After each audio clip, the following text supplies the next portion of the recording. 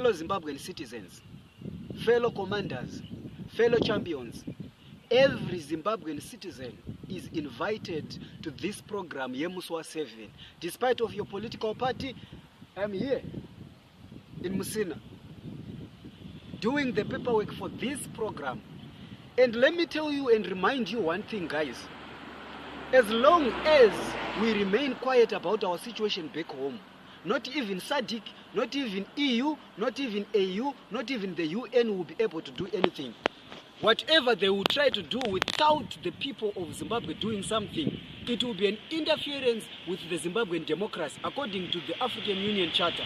So it's in this regard that I'm inviting every Zimbabwean in Musina, every Zimbabwean citizen in Musina, every Zimbabwean citizen in South Africa. Muswa 7 October, Chinenge Chaka border. We want that border to be shut down until we have a legitimate government, until we have the leadership that we voted for as a people. We need leaders that comes from the people. We are tired of having thieves and corrupt people being imposed as our leaders.